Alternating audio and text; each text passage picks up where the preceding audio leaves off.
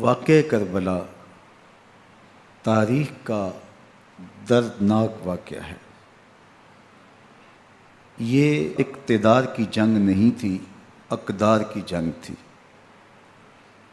دو شخصیتوں کی لڑائی نہیں تھی، دو نظریات کا ٹکراؤ تھا۔ یہ حق اور باطل کا معرکہ تھا۔ یزید ظلم کا استعارہ ہے، حسین ابن علی امن کی علامت ہے۔ یزید جبر کا پتلا ہے، حسین صبر کا پیکر ہے۔ یزید اپنی بدطینت فطرت اور اپنی طبع ناہموار کے باعث دنیا پر ذلت و رسوائی، ظلم، جبر، جور و زیادتی کی علامت بن کے ابھرا، اور حسین ابن علی رضی اللہ تعالی عنہ حق و صداقت کا نشان بن کے ابھرا۔ کربلا کے تپتے ہوئے ریگزار میں حسینی اور یزیدی دو کردار سامنے آتے ہیں۔ اقبال نے کہا تھا، موسیٰ و فرعون و شبیر و یزید، این دو قوت از حیات آید پدید،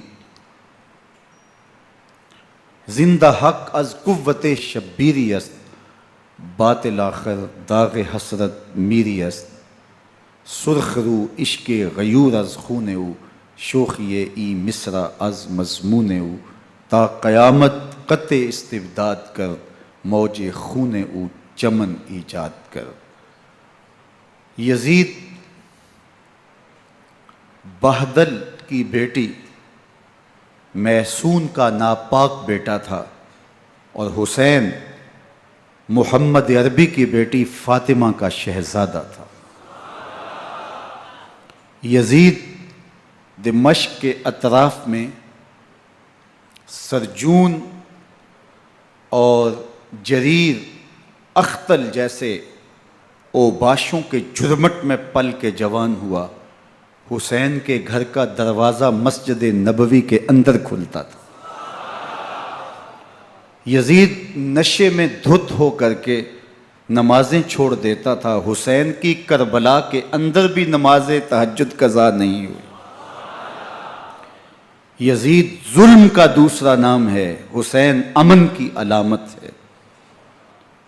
یزید نے زندگی میں ایک مرتبہ حج کیا اور شراب کے مٹکے ساتھ لے کے آیا، اور اختل اور دیگر گویوں اور مغنیوں کو اپنے ساتھ رکھا تاکہ سفر آسانی سے کٹے۔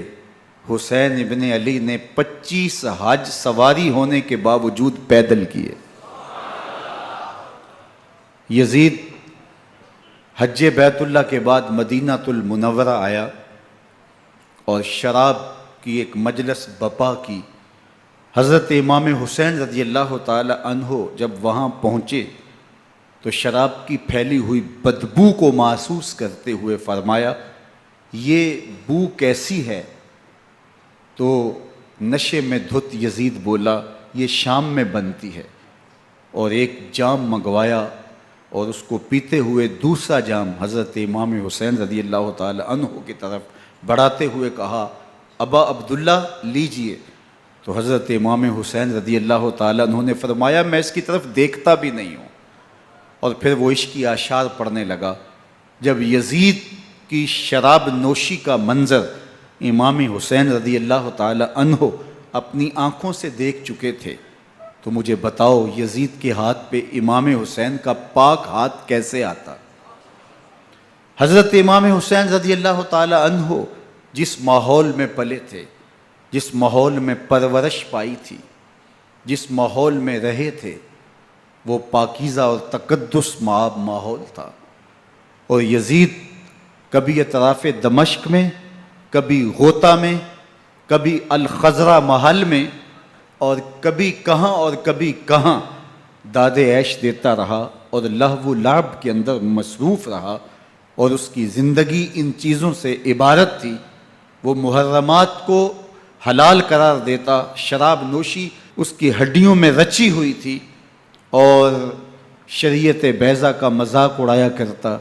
اور حسین ابن علی رضی اللہ تعالی عنہ کی دوستیاں جن لوگوں سے تھی وہ عبداللہ ابن عباس تھے، عبداللہ ابن عمر تھے، حضرت عبد الرحمن بن ابو بکر رضی اللہ تعالی عنہ تھے۔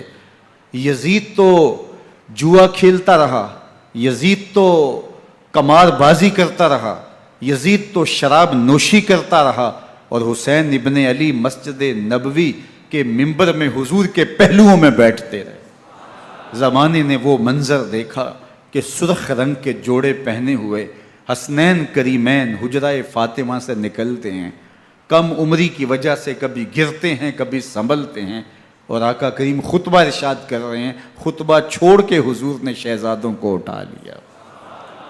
وہ منظر بھی زمانے نے دیکھا۔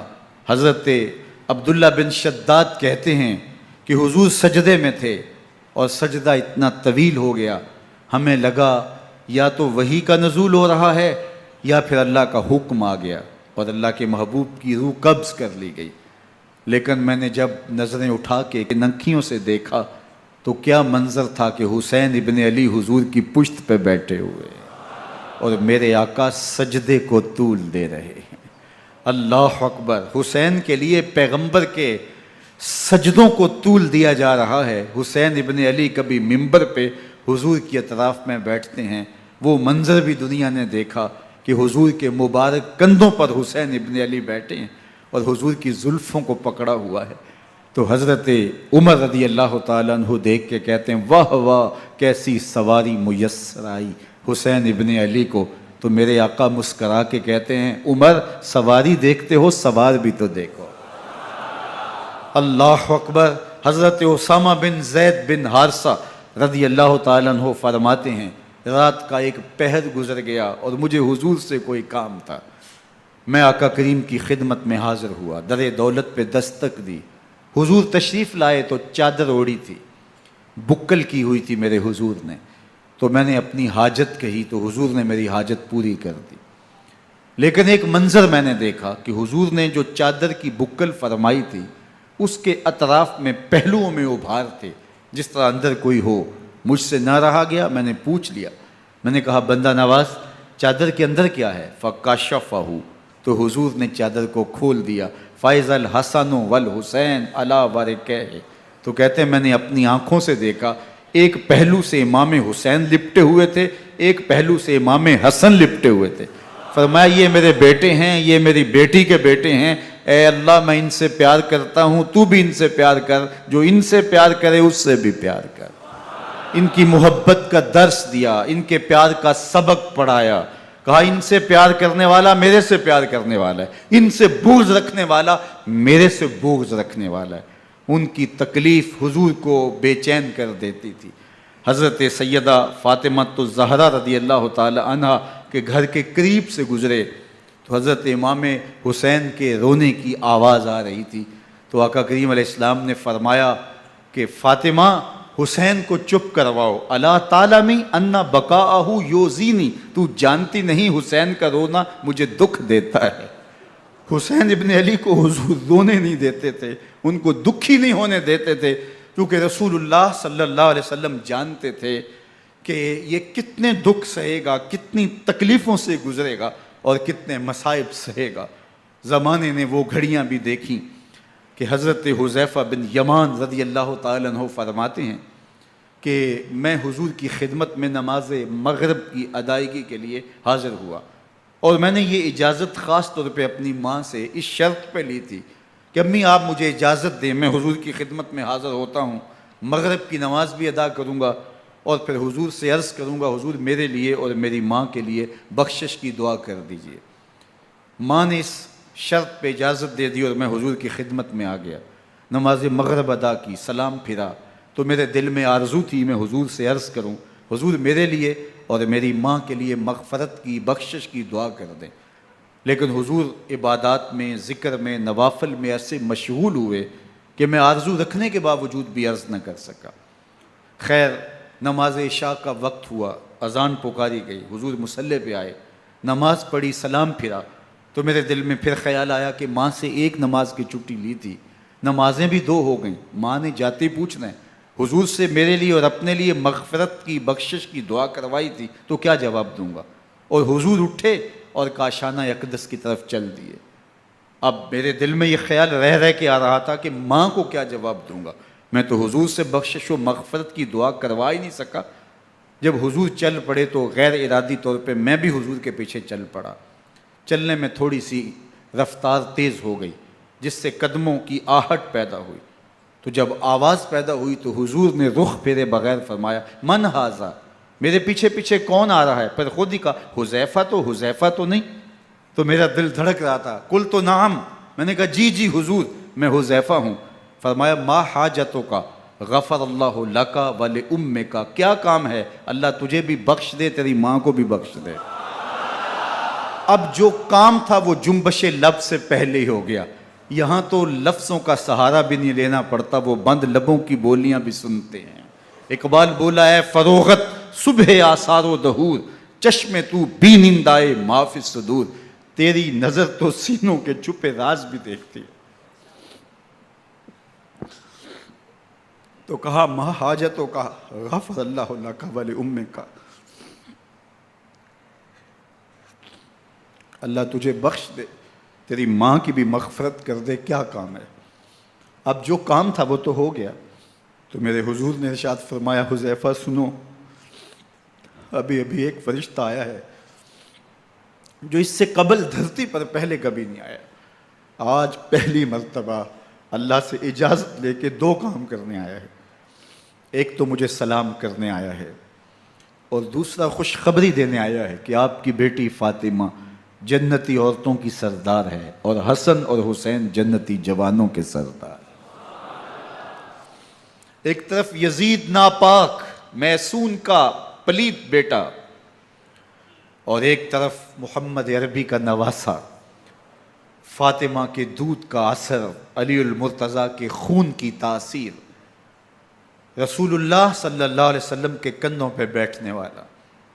ایک دن حضور نے امام حسین رضی اللہ تعالیٰ عنہ کے ہاتھ پکڑ لیے اور ان کے پاؤں اپنے پاؤں پہ رکھے، اور پھر فرمایا بیٹے آگے بڑھو، اور ان کے پاؤں حضور کی پنڈلیوں پہ آئے۔ پھر کہا بیٹے اور آگے بڑھو، حتیٰ کہ ان کے پاؤں حضور کی رانوں پہ آئے۔ پھر فرمایا بیٹا اور آگے بڑھو، تو ان کے پاؤں حضور کے مبارک بطن اقدس پہ آئے۔ پھر بازوؤں کو کھینچ کے اپنے قریب کیا اور حسین ابن علی کے منہ میں اپنی زبان رکھ دی، اور وہ اس طرح چوس رہے تھے جس طرح کھجور چوسی جاتی ہے۔ تو اللہ کے محبوب علیہ السلام نے حسین ابن علی کو اپنی زبان کا لعاب دہن دے کر کے، وہ شیر رحمت دے کر کے، وہ کوثر و تسلیم سے پاکیزہ تر آب رحمت عطا کر کے ان کی ہمیشہ کے لیے پیاس بجھا دی، تاکہ کل کربلا کے تپتے ہوئے ریگزار میں حسین ابن علی کو پیاس کی شدت تنگ نہ کرے اور پائے استقلال میں لغزش نہ آنے پائے۔ ان نازوں سے پالے ہوئے حسین کو، ان محبتوں سے پالے ہوئے حسین ابن علی کو امتحان بھی اتنے بڑے درپیش تھے۔ یاری تیری سونا پر ازمیشاں تیریاں اگ، سونا پرکھیا جامدہ ہے نال اگاں دے لگ۔ جتنا بڑا شخص ہوتا ہے اتنی آزمائشیں بھی بڑی ہوتی ہیں۔ پیغمبر رحمت کی آغوش میں کھیلنے والا، حجرہ فاطمہ کا جانشین، مصلی رسول کا وارث، منبر رسول صلی اللہ علیہ وآلہ وسلم پر حضور کے مبارک پہلو اور گود میں بیٹھنے والا حسین، حضور کی زبان چوسنے والا حسین، حضور کے کندھوں پہ سواری کرنے والا حسین، آقا کریم علیہ الصلوۃ والسلام کے مبارک سجدے کی حالت کے اندر حضور کی پشت پہ کھیلنے والا حسین، جس حسین کا دروازہ مسجد نبوی کے اندر کھلتا تھا اور یزید کی کرتوتوں کے چشم دید گواہ تھے۔ یزید جب تخت نشین ہوتا ہے تو اسے یہ فکر ہوتی ہے کہ امام حسین، عبداللہ بن زبیر، عبداللہ بن عمر، عبداللہ ابن عباس یہ میری بیعت کریں. اور وہ ولید بن عقبہ کو لکھتا ہے کہ ہر صورت میں ان کی بیعت لو، اور اگر بیعت نہ دیں تو سختی کرو. حضرت امام حسین رضی اللہ تعالی عنہ کو بلاوا آتا ہے کہ آپ کو دارالامارت میں گورنر ہاؤس میں بلایا جا رہا ہے. ولید بن عقبہ کا پیغام آپ کو پہنچتا ہے. آپ اس وقت فرماتے ہیں کہ اس وقت جو پیغام پہنچا ہے وہ کسی خطرے سے خالی نہیں ہے. تو کچھ سواروں کو ساتھ لیا، کہا تم دارالامارت کے باہر کھڑے رہنا، اگر میری آواز بلند ہوئی تو اندر آ جانا، ورنہ تم انتظار کرنا. آپ اندر گئے. ولید بن عقبہ نے مروان کو بھی بلایا تھا. مروان بن حکم یہ گورنر مدینہ ولید سے پہلے رہ چکا ہے، تو اس نے مشورہ دیا کہ سختی کی جائے. خیر ولید بن عقبہ نے کہا کہ یہ خط ہے، حضرت امیر معاویہ کا انتقال ہو گیا اور یزید تخت نشین ہوا ہے، لہٰذا وہ آپ سے بیعت کا مطالبہ کرتا ہے. تو حضرت امام حسین رضی اللہ تعالیٰ عنہ نے فرمایا کہ میرے جیسا شخص یوں چھپ کے بیعت نہیں کر سکتا. اور آپ واپس پلٹے. مروان بن حکم نے ولید بن عقبہ کو کہا کہ یہ موقع ہے جانے نہ دیا جائے، اگر یہ نکل گئے تو دوبارہ تم قابو نہیں پا سکو گے، اور انہیں یہیں قتل کر دیا جائے. حضرت امام حسین رضی اللہ تعالیٰ عنہ نے یہ بات سن لی. کہتے ہیں حضرت امام حسین انہی قدموں کے بل واپس پلٹے اور مروان بن حکم سے مخاطب ہو کے کہا، مروان کیا بول رہا ہے؟ وہ خاموش ہو گیا. فرمایا تو جانتا نہیں ہم کون ہیں؟ آنا حسین ابن علی ابن ابی طالب، میں حسین ہوں، میں علی کا بیٹا ہوں. ہمارے گھر میں قرآن اترتا رہا ہے، وحی کا نزول ہوتا رہا ہے، اور یزید فاسق ہے، فاجر ہے، مسلمانوں کا قاتل ہے اور شرابی ہے. میں ڈنکے کی چوٹ پہ یزید کی بیعت سے انکار کرتا ہوں. بس حیدری کچھار سے محمدی شیر نکل آیا ہے. اب اوسان خطا ہو گئے، راستہ چھوڑ دیا، واپس آئے. سیدہ زینب سے ملے. کہا مدینے کو چھوڑنا پڑے گا. کہا بھیا کیا ہوا؟ کہا یزید بیعت لینے پہ مصر ہے اور میں کسی صورت بھی بیعت نہیں کروں گا. رسول اللہ کا مدینہ ہمارے خون سے لالہ زار بنے گا. میں نہیں چاہتا کہ حضور کے شہر نور کی حرمت پامال ہو. دوستو وہ کیسا منظر ہوگا جب حسین ابن علی نے آخری حاضری حضور کے روضے پہ دی ہو. حاجی یا معتمر 10 دن کے لیے، 8 دن کے لیے، 20 دن کے لیے مدینہ المنورہ عارضی سکونت اختیار کرتا ہے، اور حضور کے روضہ انور سے، اس شہر نور سے، ان گلیوں سے، ان بام و در سے ایسا مانوس ہو جاتا ہے کہ جب واپس پلٹ رہا ہوتا ہے ان دعاؤں کے ساتھ کہ دوبارہ آنا بھی نصیب ہو، اور اسے لگتا ہے کہ میں دوبارہ بھی بلایا جاؤں گا، لیکن اس کے باوجود شہر حبیب چھوڑنا قیامت سے کم نہیں ہوتا. اعظم چشتی مرحوم آخری بار جب حضور کے روضہ انور پہ گئے تو بیمار تھے، ویل چیئر پہ تھے. باب بقی سے باہر نکلے تو خادم سے کہا کہ میری ویل چیئر پیچھے سے کھینچو تاکہ میرا رخ روضہ انور کی طرف رہے. اور وہ پیچھے سے کھینچتا چلا جا رہا ہے، اور جب باب مکہ سے پیچھے جنت البقیع کے قریب سے گنبد خضرا نگاہوں سے اوجل ہونے لگا تو اعظم چشتی مرحوم نے کہا، جاں بدن سے نکلتی ہے اعظم، جاں بدن سے نکلتی ہے اعظم، کوئی آسان ہے مدینے سے جدا ہونا، کوئی آسان ہے مدینے سے جدا ہونا. یہ اس شخص کی کہانی ہے جو 10 دن، 5 دن، مہینہ، 2 ماہ وہاں رہتا ہے اور پھر اس شہر کو چھوڑ کے آنا اس کے لیے آسان نہیں ہوتا.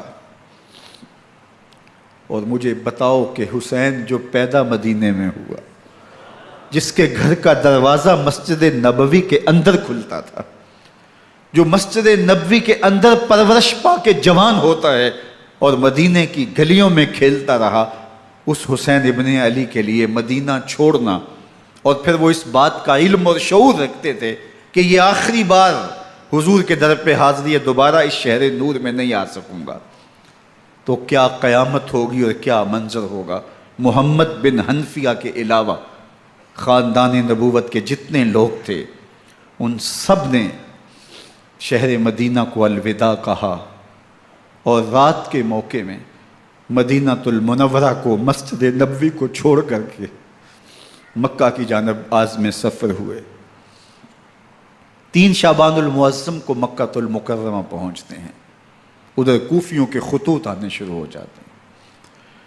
حضرت امام حسین رضی اللہ تعالیٰ عنہ مسلم بن عقیل رضی اللہ تعالیٰ عنہ کو صورتحال معلوم کرنے کے لیے بھیج دیتے ہیں۔ 40,000 کوفی آپ کے ہاتھ پہ بیعت کر لیتے ہیں۔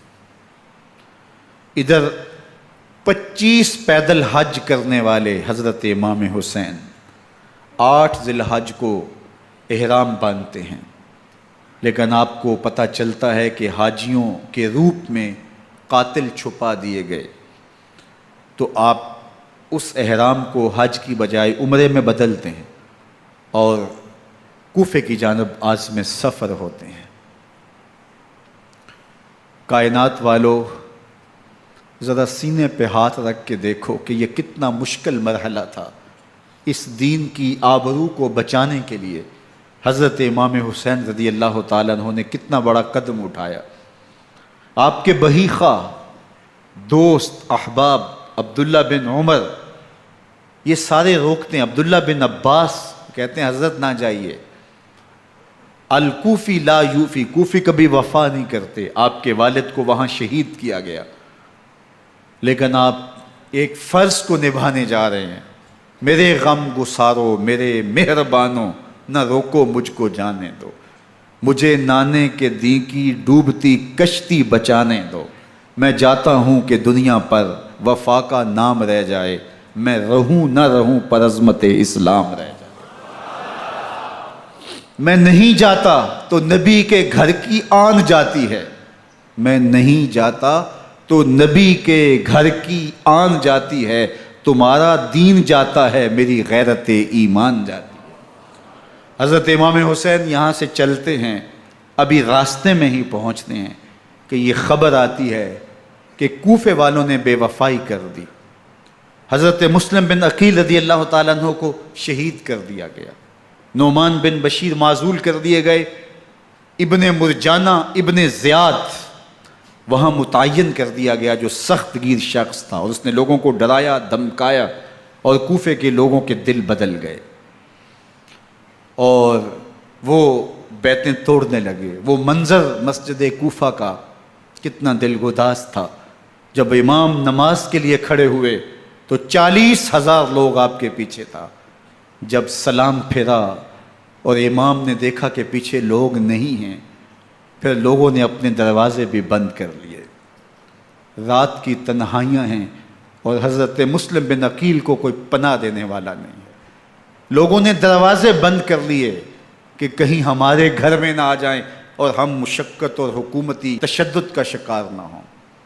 کتنا دردناک لمحہ ہے حضرت مسلم بن عقیل رضی اللہ تعالیٰ عنہ پہ، اور پھر حضرت مسلم بن عقیل بے دردی سے شہید کر دیے جاتے ہیں۔ آپ ابھی راستے میں ہیں، یہ ساری کہانی پہنچتی ہے کہ حضرت مسلم شہید کر دیے گئے اور بے دردی سے شہید کر دیے گئے۔ وہ جنہوں نے خط لکھے تھے کہ ہم آپ کے ساتھ ہیں اور ہم منتظر ہیں، چشم برا ہیں، آپ کے قدموں کی چاپ سننے کے لیے بےتاب ہیں، آج انہوں نے بیتیں توڑ دی، 40,000 کوفی منحرف ہو گئے۔ مسجد کوفہ کا وہ منظر کس قدر روح کو تڑپا دینے والا تھا۔ ہم پچھلے سال عصر اور مغرب کے درمیان جب کوفہ پہنچے تو سورج ڈوبنے کے قریب تھا۔ میں نے اپنی زندگی میں اتنا اداس موسم کہیں نہیں دیکھا جتنا اداس موسم کوفے میں دیکھا۔ ایسے لگتا تھا جس طرح کوفے کی آب و ہوا آج بھی شرمندہ ہے۔ جو مسلم بن عقیل اور خاندان نبوت کے ساتھ اہل کوفہ نے کیا، حضرت امام حسین رضی اللہ تعالیٰ عنہ کو ان کے بہی خواہوں نے، اعزاء نے، اقربا نے، دوستوں نے، آوان و انصار نے، ساتھیوں نے کہا کہ حضرت حالات یکسر تبدیل ہو گئے، اب ہمیں مراجعت کر جانی چاہیے، واپس پلٹ جانا چاہیے۔ تو حضرت امام حسین کافی سوچ بچار میں رہے، پھر اس کے بعد آپ نے فیصلہ کیا کہ ہم آگے بڑھیں گے۔ دوستوں نے کہا کہ حضرت اگر آپ آگے بڑھیں گے تو ہمیں لگتا ہے کہ وہ آپ کے ساتھ سلوک اچھا نہیں کریں گے اور آپ بچوں کے سامنے پیاسے شہید کر دیے جائیں گے۔ تو حضرت امام حسین رضی اللہ تعالیٰ عنہ نے وہاں ایک خطبہ ارشاد فرمایا کہ لوگو، تم جو مجھے بتا رہے ہو مجھے اچھی طرح معلوم ہے، جو تم مجھے منظر پیش کر رہے ہو وہ میری نگاہوں میں ہے، اور جو کچھ ہونے والا ہے چشم تصور وہ منظر دیکھ رہی ہے۔ چونکہ حضرت امام حسین رضی اللہ تعالیٰ عنہ کی شہادت کی خبر حضرت امام حسین کے پیدا ہوتے ہی خاندان نبوت میں عام تھی۔ حضور علیہ الصلوۃ والسلام کو یہ بات جبریل امین نے آ کے بتائی تھی جب حسین ابن علی کے ساتھ حضور محبت کا اظہار کر رہے تھے، تو یہ جبریل امین نے آ کے کہا تھا حضور آپ کا یہ بیٹا ارض طف میں شہید کر دیا جائے گا، اور کربلا کی مٹی لا کے حضور کو دی اور ام سلمہ کو حضور نے عطا کر دی۔ حضرت ام سلمہ کہتی ہیں کہ ایک دن میں سوئی تو خواب دیکھا کہ حضور کے مبارک بال بکھرے ہوئے ہیں اور سخت پریشان ہیں، تو میں نے کہا کہ حضور آپ کی یہ کیا حالت ہے؟ وَبِيَدِهِ قَارُورَةٌ، اور حضور کے ہاتھ میں ایک شیشی ہے، فیہا دمن، جس کے اندر خون ہے۔ تو میں نے کہا حضور یہ کیا؟ فرمایا میں قتل گاہ حسین سے آ رہا ہوں اور یہ حسین ابن علی کا خون ہے۔ تو کہا 10 محرم کا دن تھا، دوپہر کا یہ منظر تھا، میں قیلولہ کر کے اٹھی، جب میں نے دیکھا تو وہ شیشی جس میں کربلا کی مٹی رکھی تھی وہ خون بن چکی تھی۔ تو یہ خبر پہلے دی گئی تھی، یہ بتا دیا گیا تھا۔ فرمایا میرے دوستو، جو تم مجھے بتاتے ہو میں اس سے بے خبر نہیں ہوں، یہ سب کچھ ہونے والا ہے، لیکن اس کے باوجود میں کیوں جا رہا ہوں؟ تو آپ کا ایک تاریخ ساز جملہ ہے جو کربلا کے فلسفے کو ہمارے سامنے رکھتا ہے کہ یہ اتنا بڑا امتحان کیوں دیا۔ حضرت امام حسین رضی اللہ تعالیٰ عنہ نے فرمایا وَلَكُمْ فِيَّ أُسْوَةٌ، میں اس لیے جا رہا ہوں قیامت تک ظلم، جبر اور ناانصافی کے خلاف کھڑے ہونے والوں کے لیے کوئی نمونہ تو ہو۔ میری زندگی قیامت تک ظلم، جبر اور استحصالی نظام کے خلاف کھڑے ہونے والوں کے لیے نمونہ ہے۔ تو حضرت امام حسین رضی اللہ تعالیٰ عنہ نے حق اور باطل کے درمیان ایک سرخ لکیر کھینچ دی اپنے خون سے۔ اب حق اور باطل کا امتیاز کرنا مشکل نہیں ہے، کوئی باطل پہ اڑا رہے تو الگ بات ہے، لیکن امتیاز کرنا مشکل نہیں ہے۔ حدود بالکل واضح کر دیں۔ اقبال نے یہاں کتنی خوبصورتی کے ساتھ اس مضمون کو نبھایا۔ سرخ رو عشق غیور از خون او، شوخی این مصرع از مضمون او، تا قیامت قطع استبداد کر، موج خون او چمن ایجاد کر۔ ایک جہاں آباد کر دیا، حق اور باطل کی راہیں اجال دی۔ اب لوگوں کو یزید کا چہرہ پہچاننے میں دیر نہیں لگتی، وقت کے ہر یزید کا چہرہ آسانی سے پہچانا جا سکتا ہے۔ یہ معرفت زمانے کو کروائی کس نے؟ حسین ابن علی نے کروائی رضی اللہ تعالی عنہ۔ تو حضرت امام حسین نے فرمایا کہ جو میرے ساتھ ہونے والا ہے میں اچھی طرح جانتا ہوں، لیکن میں اس کے باوجود آگے بڑھوں گا۔ پھر بڑھے اور کربلا میں جا کے خیمہ زن ہو گئے۔ 7 محرم کو پانی بند کر دیا گیا۔ پانی بند ہوا تو کھانا بھی میسر نہیں تھا، لیکن ذکر پانی کا ہوتا ہے اس لیے کہ کھانے کے بغیر انسان کئی دن کاٹ لیتا ہے، لیکن پانی کے بغیر گزر نہیں ہوتی۔ تو فرات کی نہر سامنے اپنی موجوں کے ساتھ چمک رہی ہے، لیکن ایک قطرہ آب بھی آل رسول کو نہیں دیا جا رہا۔ کائنات کے اندر ایسے انوکھے امتحان بھی ہوتے ہیں۔ وارثوں ساقی کوثر کے، مالک ہوں حوض کوثر کے، اور بیٹے ہوں ساقی کوثر کے، اور آج ایک بوند پانی کی بھی میسر نہ ہو۔ صبر کا امتحان ہے، عزیمت کا امتحان ہے۔ حضرت امام حسین رضی اللہ تعالیٰ عنہ خیمہ زن ہو گئے۔ 3 دن تک پانی بند رہتا ہے۔ 9 محرم کو رات کی تنہائی میں حملہ آور ہونا چاہتے ہیں، لیکن آپ نے کہا کہ ہمیں اللہ کے حضور عبادت اور ذکر کے لیے وقت دیا جائے۔ ساری رات ذکر میں گزرتی ہے، عبادات میں گزرتی ہیں۔ رات کے اندھیرے میں آپ چراغ بجھا دیتے ہیں۔ آوان و انصار کو کہتے ہیں کہ ان کی دشمنی میرے ساتھ ہے، انہیں میرا خون چاہیے، اگر تم رات کی تاریکی میں نکل جاؤ تو میں تم سے کوئی مواخذہ نہیں کروں گا، اور یہ بھی تمہارا پیچھا نہیں کریں گے، اس لیے کہ ان کا مطلوب تم نہیں ہو، ان کا مطلوب میں ہوں۔ جب چراغ جلایا تو کوئی بھی نہیں گیا۔ مسلم بن نوسجہ کھڑے ہو کے کہتے ہیں حضرت اگر ہمارے بدن کو 70 بار کاٹا جائے اور جلایا جائے اور ہواؤں میں اڑا دیا جائے پھر بھی آپ کا ساتھ نہیں چھوڑیں گے۔ 70 سال کے بوڑھے ہیں حبیب بن مظاہر، کہتے ہیں حضرت آپ کو چھوڑ کے جائیں کہاں، آپ کو چھوڑ کے جائیں کہاں؟ کوئی ساتھ چھوڑنے کے لیے تیار نہیں ہے۔ پیاس ہے، سخت گرمی ہے، کربلا کا ماحول ہے، 72 افراد اور خاندان کی خواتین میدان کربلا میں خیمہ زن ہیں۔ دوسری طرف لشکر اعداء اشقیا 22,000 کی تعداد میں مقابلے میں، ایک روایت 30,000 کی ہے۔ ان صرف 72 پیاسے لوگوں کے لیے اتنے لوگوں کو جمع کرنے کا مقصد خوف زدہ کرنا تھا۔ شرط ہے کہ یا یزید کی بیعت کر لیں، محاصرے توڑ دیں گے، پانی دستیاب ہوگا، اعزاز و اکرام سے نوازا جائے گا، خزانوں کے منہ کھول دیے جائیں گے۔ لیکن حسین ابن علی کہتے تھے سب کچھ لٹ جائے گا، باطل کے ہاتھ پہ ہاتھ نہیں رکھوں گا۔ اللہ اکبر۔ اب صبح طلوع ہوتی ہے، عاشور کا دن چڑھتا ہے، سورج اپنی پوری تمازت کے ساتھ گرمی برسا رہا ہے۔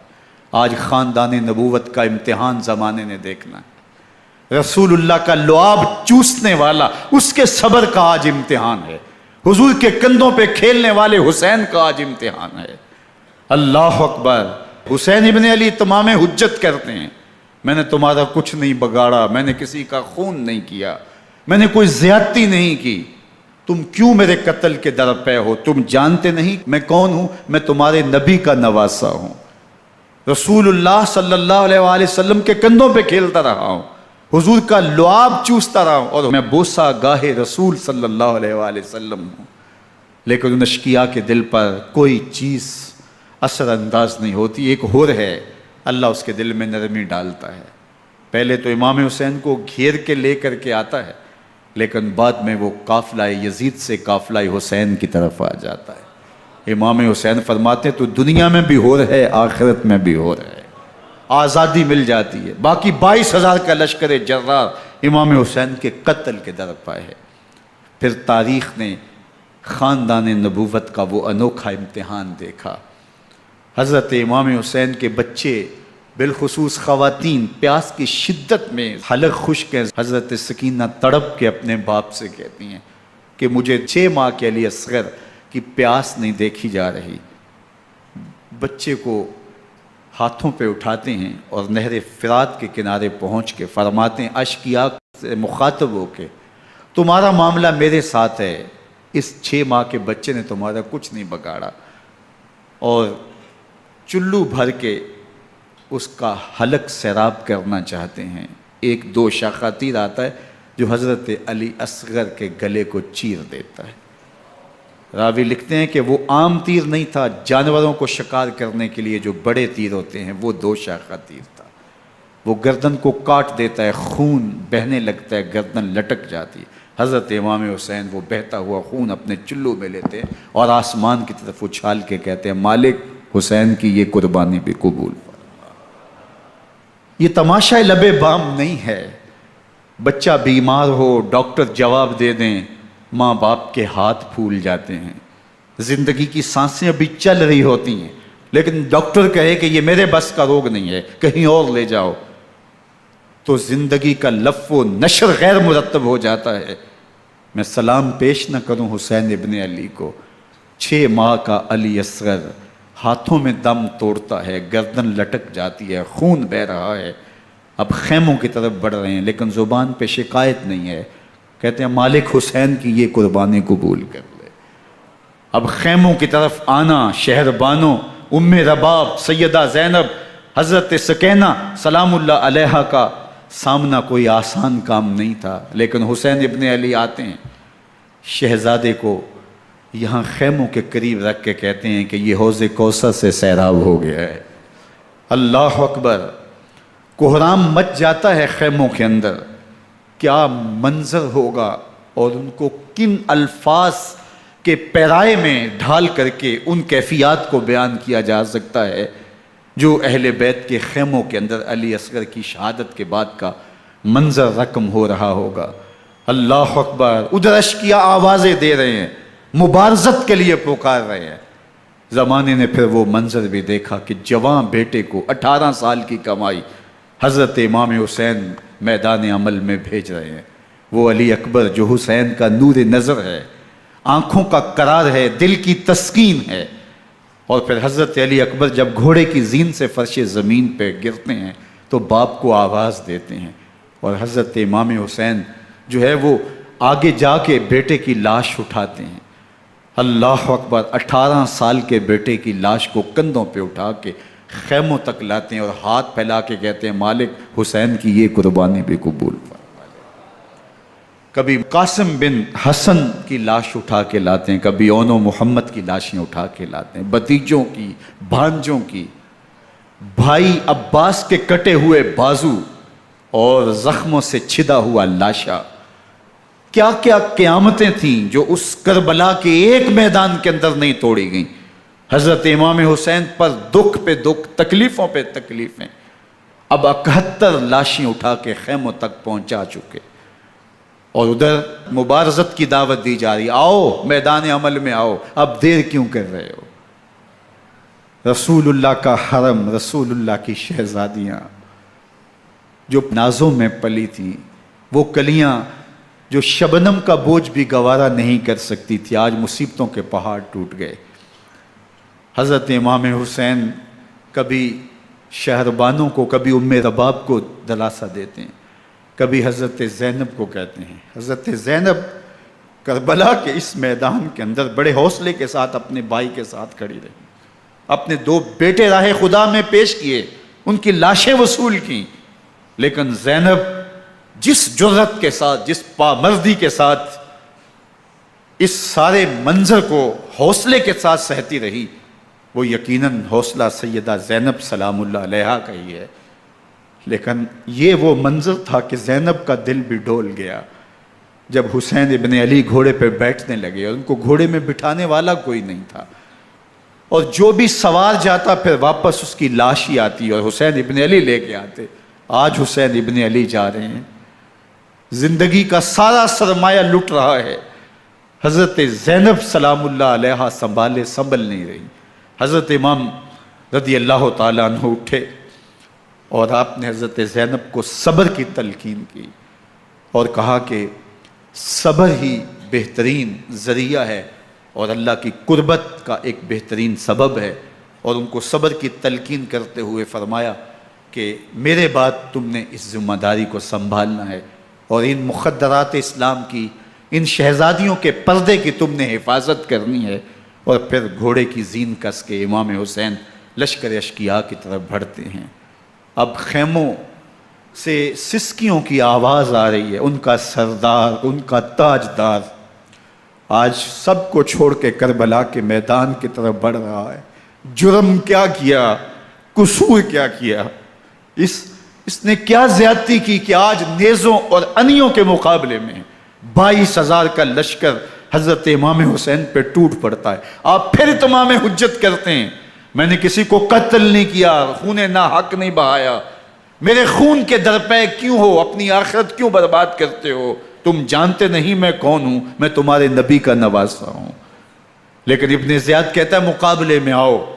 پھر حضرت امام حسین رضی اللہ تعالیٰ عنہ مقابلے میں آتے ہیں، اور جب گھوڑے کو ایڑ لگا کے دشمن اشقیاء پہ ٹوٹتے ہیں تو پھر ایسا منظر ہوتا ہے کہ وہ بھیڑ بکریوں کی طرح آگے بھاگتے ہیں۔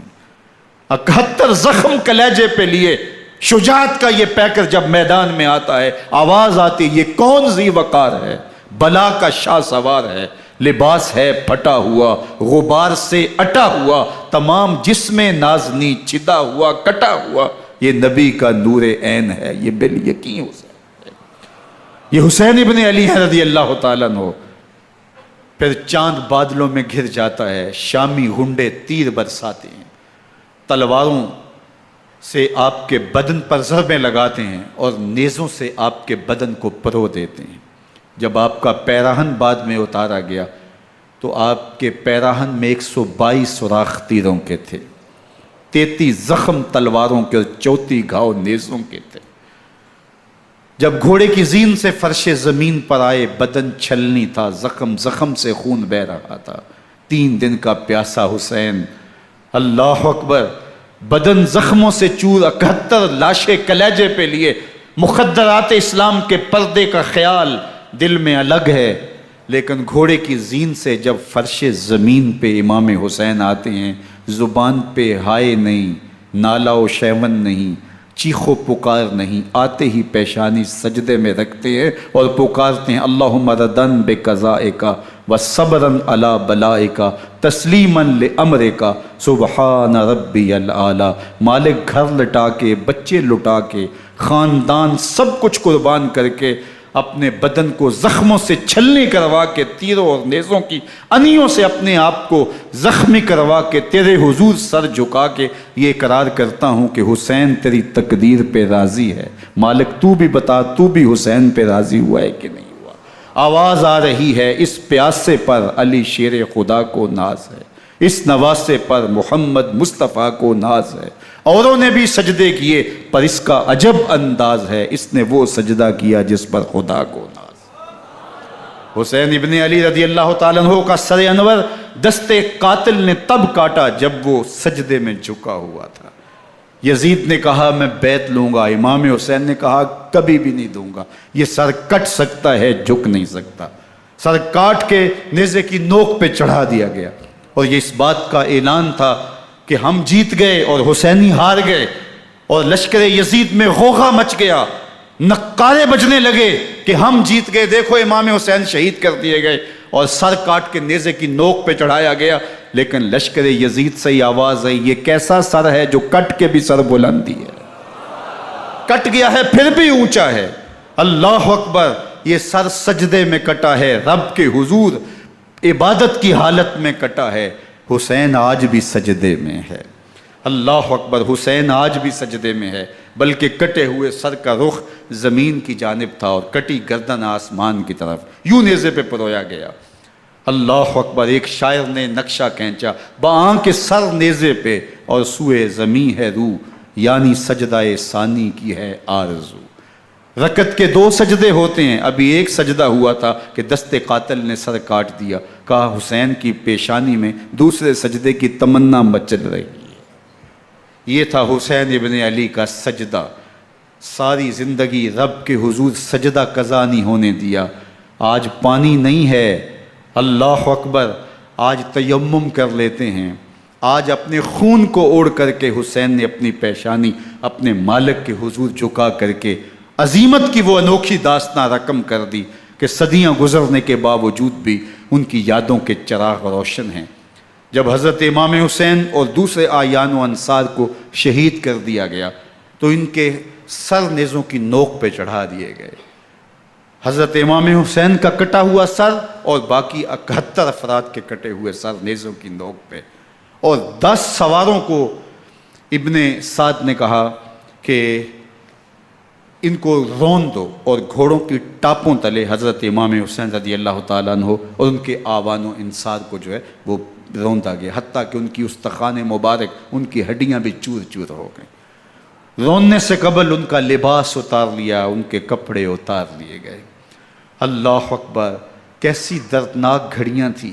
یزید کا صرف یہی بد کرداری کا مرحلہ نہیں تھا، اس کربلا کے صحرا کے اندر یزید نے جس طرح امام حسین رضی اللہ تعالیٰ عنہ کو شہید کیا اور حضرت امام حسین کے خاندان کو شہید کیا، جب مدینہ المنورہ پر یزید نے مسلم بن عقبہ کو مقرر کیا، جس کو بزرگوں نے مصرب بن عقبہ کہا ہے، تو اس کو کہا 3 دن تک مدینے کا حرم تمہارے لیے حلال ہوگا، جو چاہو تم کرنا، اور شامی فوجوں کو اجازت ہوگی۔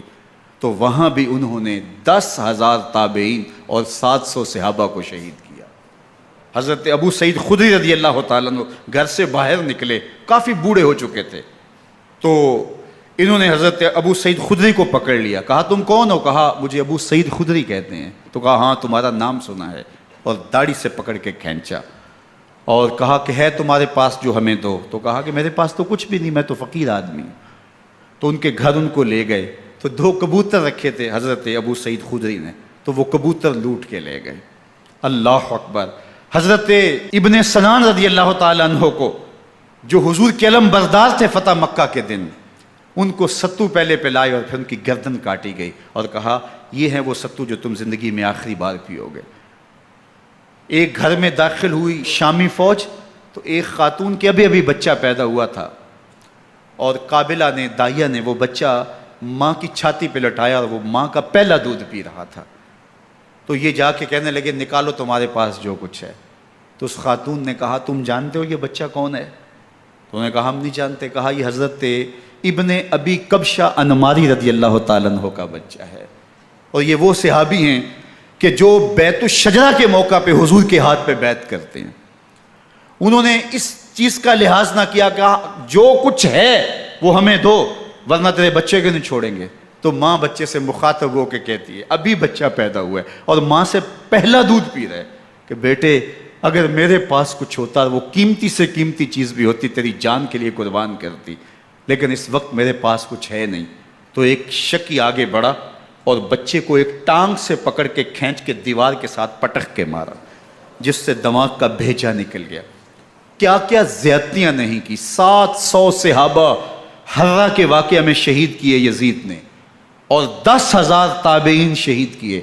مسجد نبوی میں ممبر رسول کے ساتھ گھوڑے باندھے، اور وہ ممبر رسول اور مصلی رسول کے قریب لید کرتے رہے۔ حضرت سید عبد المسیب فرماتے ہیں میں نابینا تھا اور حضور کے روضہ انور کے پاس بیٹھا تھا، اور یزید کے سپاہی آتے، جو بھی مسجد میں نظر آتا پکڑ کے لے جاتے، مجھے نابینا سمجھ کے چھوڑ دیتے، لیکن میں پریشان تھا کہ ظہر کا وقت ہوگا، عصر کا وقت ہوگا، مغرب عشاء کا وقت ہوگا، نہ اذان نہ اقامت نہ جماعت، تو کیسے مجھے پتہ چلے گا کہ نماز کا وقت ہو گیا، اور کیسی میری نمازوں کا کیا بنے گا؟ میں اس فکر میں بیٹھا تھا۔ لم ازل اسمع الاذان والاقامت من قبر رسول اللہ صلی اللہ علیہ وآلہ وسلم۔ فرماتے ہیں جب بھی پھر نماز کا وقت آیا، گنبد خضرا سے اذان کی بھی آواز آئی، اقامت کی بھی آواز آئی۔ 3 دن تک مسجد نبوی کے اندر گھوڑے بندے رہے، اور مدینہ کی حرمت پامال کی۔ مدینہ کے گھروں کے اندر یہ بدکماش داخل ہوئے، اور جو بدکاریاں انہوں نے کی، کلیجہ منہ کو آتا ہے۔ 1002 شیزائیں ان بدکاروں کی بدکاریوں کی وجہ سے کنواری حالت کے اندر حاملہ ہوئی۔ 3 دن تک مدینے کا حرم انہوں نے پامال کیا، اور پھر مکہ المکرمہ میں کعبۃ اللہ پر گولے برسائے، اور کعبہ کا غلاف جل گیا۔ وہ تو یزید مر گیا، اور حضرت عبداللہ ابن زبیر رضی اللہ تعالیٰ عنہ نے اپنی خلافت کا اعلان کیا۔ یزید کے یہ کرتوت تھے، ادھر اہل مدینہ کو ستایا، ادھر اہل مکہ کو ستایا، اور رسول اللہ صلی اللہ علیہ وسلم کے خانوادے کی بے حرمتی اور توہین کی۔ نہ صرف انہیں قتل کیا گیا، ان کی لاشوں پہ گھوڑے دوڑائے۔ ابن سعد اور شمر جو ہے وہ خیموں میں داخل ہوا، اور مخدرات اسلام کی چادریں چھیننے کی کوشش کی۔ حضرت زینب سلام اللہ علیہ نے مخاطب ہو کے کہا ہمارے چہرے کے رکھوالے چلے گئے ہیں، ظالم تو خیال نہیں کرتا ہم رسول اللہ کی بیٹیاں ہیں۔ حضرت شہربانو، حضرت زین العابدین اور حضرت زینب سلام اللہ علیہم، ان تینوں کو ایک اونٹ پہ باندھا گیا، اور باقی اونٹوں پہ باقی سادات کو، حضور کی شہزادیوں کو باندھا گیا، رسیوں میں جکڑا گیا، اور اونٹوں پہ باندھ کر کے کوفے کی جانب آگے آگے شہیدوں کے سر چل رہے ہیں، اور پیچھے یہ قافلہ چل رہا ہے۔ اور جب یہ قافلہ وہاں سے گزرا جہاں لاشیں پڑی تھی، امام زین العابدین 14 سال کے تھے اور بیمار تھے، اور ان کا حوصلہ نہ ہوا، وہاں غشی ان کے اوپر آنے لگی، اور وہ منظر ابن کثیر نے، باقی لوگوں سب نے لکھا ہے کہ پھر جب ان کی یہ حالت ہوئی تو پھر سیدہ زینب سلام اللہ علیہ، جنہوں نے ابھی تک بڑے حوصلے کے ساتھ ساری مشکلات کا مقابلہ کیا تھا، اب ان کے بندھن ٹوٹ گئے اور آنکھوں سے آنسو بہنے لگے، اور سیدہ زینب نے امام حسین رضی اللہ تعالیٰ عنہ کی لاش پہ کھڑے ہو کے، اور وہ روندی ہوئی لاش، ٹوٹی ہوئی ہڈیاں، اور وہ برینا بدن، کٹا ہوا سر نیزے کی نوک پہ، اور لاش یہ پڑی ہے، تو حضرت سیدہ زینب نے مدینے کی طرف منہ کر کے جو ہے وہ حضور سے فریاد کی، یا محمد آہو، یا محمد آہو، ھذا حسین بالآراء مزمل بالدماء، یا محمد آہو بناتوں کا سبایا۔ یا رسول اللہ، اے پیارے آقا، یا جد آہو، اے ہمارے نانا محترم، یہ دیکھیے آپ کا حسین پڑا ہوا ہے، بدن سے کپڑے اتار لیے گئے، خاک ہوائیں اڑا رہی ہیں، اور اس کے اوپر چادر جو ہے وہ مٹی کی پڑ گئی ہے۔ حضور آپ کی اولاد کاٹ دی گئی، اور پھر کہا بناتوں کا سبایا، حضور دیکھیے آپ کی بیٹیوں کے ہاتھ باندھ دیے گئے ہیں، اونٹوں پہ کس دیا گیا ہے، سر شہیدہ آگے آگے چل رہے ہیں، اور حضرت سیدنا امام حسین کا آگے آگے سر ہے۔ راستے کے اندر ایک جگہ آئی، رات گزری اور ان کو اتارا گیا۔ رات کا موقع تھا، ایک خاتون آئی اور اس نے کوئی کھانا پیش کیا ان کو، اور کہا کہ میں کسی زمانے میں حضرت سیدہ فاطمہ الزہرا کی نوکری کیا کرتی تھی، ان کی لونڈی تھی، ان کی کنیز تھی، اور آج مجھے پتہ چلا کہ آپ لوگ گزر رہے ہیں، تو میں نے کہا کہ میں اپنی مخدومہ کے خاندان کی خدمت کروں۔ اور پھر اس نے کہا کہ اس وقت سیدہ کی گود میں ایک 6-7 ماہ کی بچی تھی جس کو زینب کہا کرتے تھے، تو سیدہ زینب نے کہا کہ اماں اگر پہچانتی ہو تو وہ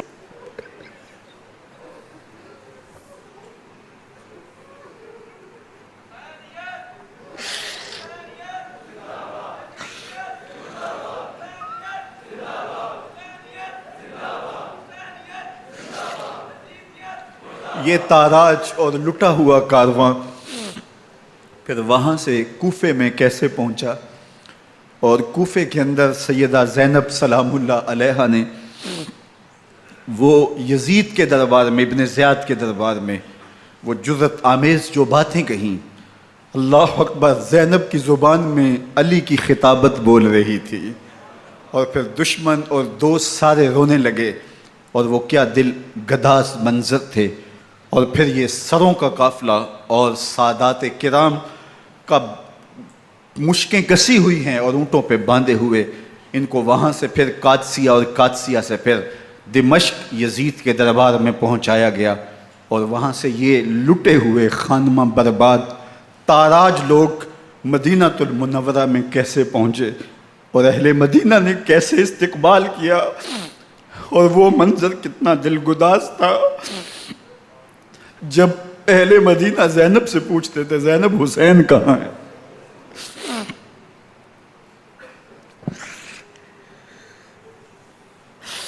بے مروت بے وفا تیرا بھی کیا افسانہ ہے، جس نے اپنی ہی شمع کو گل کیا تو وہ پروانہ ہے۔ اپنے پیغمبر کے شہزادوں کو اور اپنے پیغمبر کی شہزادیوں کو جو دکھ اس امت نے دیے، یہ کائنات کی ایک انوکھی داستان ہے۔ اللہ ہمیں اسوہ شبیری پہ عمل کی توفیق عطا کرے اور ان کے نقوش پاک کی برکتیں دے، اہل بیت کی محبت ہماری روحوں میں جذب کر دے، اور جس عظیمت کے ساتھ، جس حوصلے کے ساتھ انہوں نے دکھوں کو جھیلا، جو دہکتی آگ کے شعلوں پہ سویا وہ حسین، جو جواں بیٹے کی میت پر نہ رویا وہ حسین، جس نے سب کچھ کھو کے کچھ نہ کھویا وہ حسین، مرتبہ اسلام کا جس نے دوبالا کر دیا، خون نے جس کے دو عالم میں اجالا کر دیا، جو کہ سوزے غم کو سانچے میں خوشی کے ڈھال کے مسکرایا موت کی آنکھوں میں آنکھیں ڈال کے۔ اے حسین ابن علی تم پر سلام، نازش آل نبی تم پر سلام۔ ذرا میرے ساتھ یہ پڑھ لیجئے، اے حسین ابن علی تم پر سلام،